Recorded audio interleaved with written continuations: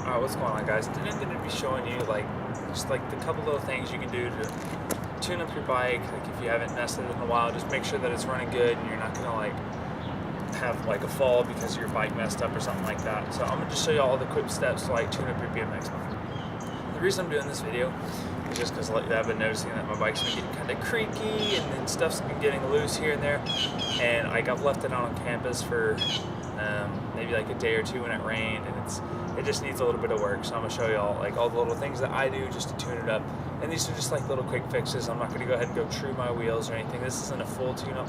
This is just a 5 to 10 minute thing you want to do before you go ride the park.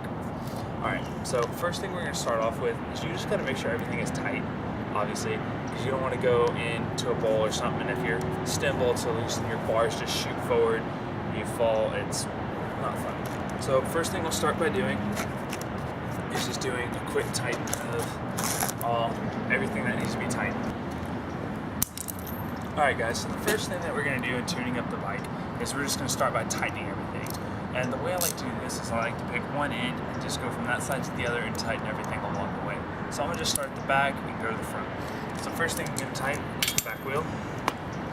I just step on my seat and give that a little bit of a push. That's that little bit of push. Got a little bit out of that one, so that's good. The next thing I'm going to do is my pedals. So you need a pedal wrench for this one, or a crescent wrench if you have it. That works too. Best way to do this is I just step on my seat again and just kind of hold your crank with the other hand and really give it a good push. That way it doesn't come loose. Same thing with the other one. Alright, those should be good. Alright, so then next we're going to go ahead and do these bolts. I don't have my 8mm on me, sadly. But yeah, these are definitely important to tighten. I've actually been wanting to tighten those, so I'll have to go do that later. But that would be the next thing that I did if I had those. Alright, now we're going to flip this back up actually. While we have it upside down, we're going to go ahead and do the back tire, or the front tire. So this one, I tend not to worry about too much because whenever I put this on my car, I have to take this off every day. So that one's not a big deal. I check that every day, so it's not anything I'm really worried about. Okay, so next, tilt this up a little bit. Now we can actually see me. Alright, next we're going to go ahead and do the seat. So first thing you're going to want to go ahead and tighten is I always do the actual seat first. Finding this can be a little tricky. Just try to kind of line it up on the side.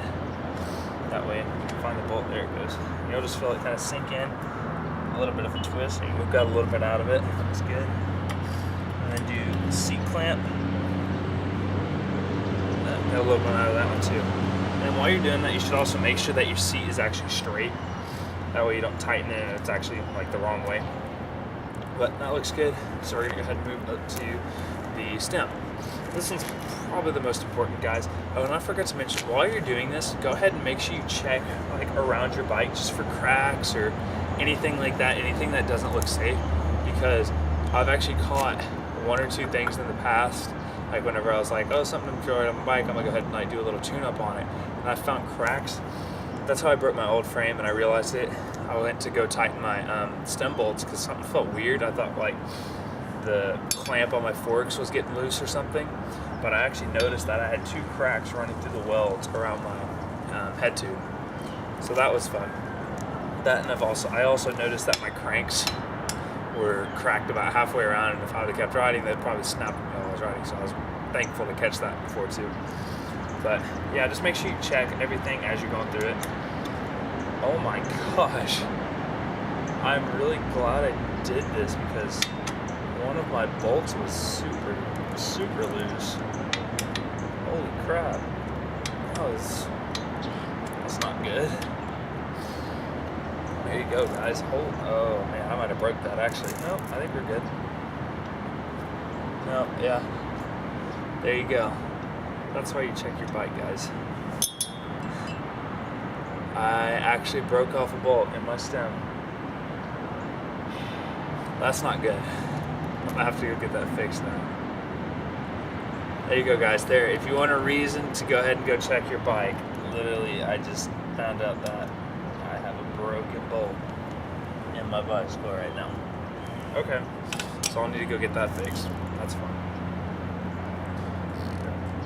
So next I'm going to go ahead and do is just make sure this is tight. You're not really going to be able to tighten that much most often, or most likely, just because it'll be kind of locked in place due to these. But then I'll tighten parts that clamp onto my forks. And then once I do that, you're done tightening everything. So then I'm going to go ahead and do just the tires.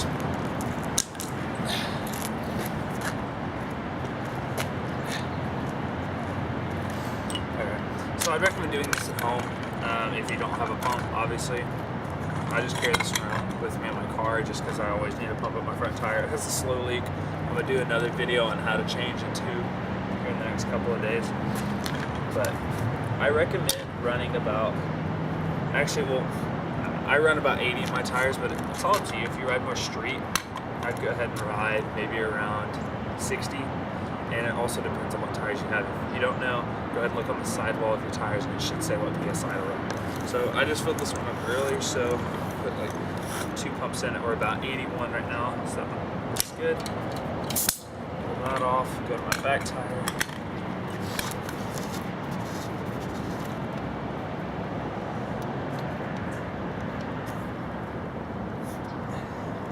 This one's at about 76.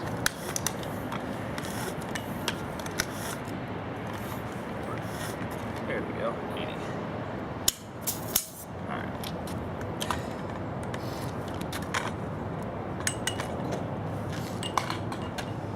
Alright, so now we've done most of the work already.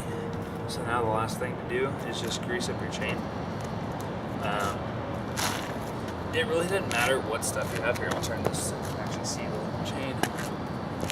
I'll readjust it here in a minute, but I'll show you what I have. I have Finish Line Teflon bike lube. That's what I have. Just go to like your local bike shop. They should definitely have something for you to use and or be able to recommend you something. And then I just have an old sock that I use to get all the grease. So the way you're going to want to do this is you're not going to want to use a ton, because if you do, it could get a little too loose. But I have like some rust spots and stuff on here, so this is definitely well needed. You're not going to need to use too much. There it goes. Just make sure it's flowing. And the way I do it is I'll put, and another thing is you don't want to put this on your hub. So make sure wherever you do it, it's not getting into your hub, because that little bit of whatever like this stuff is can mess up your hub depending on what kind of hub you have. So I just recommend giving it a little bit of a spray, like right up here, just kind of barely drip it on, like every little bit.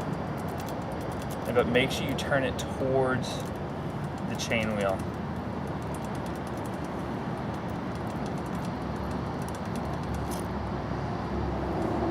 Alright, then once you get it all the way around, you'll see that little bit of grease on there.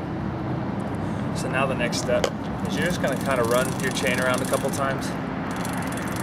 Just make sure you get all that stuff in there. Nice and good.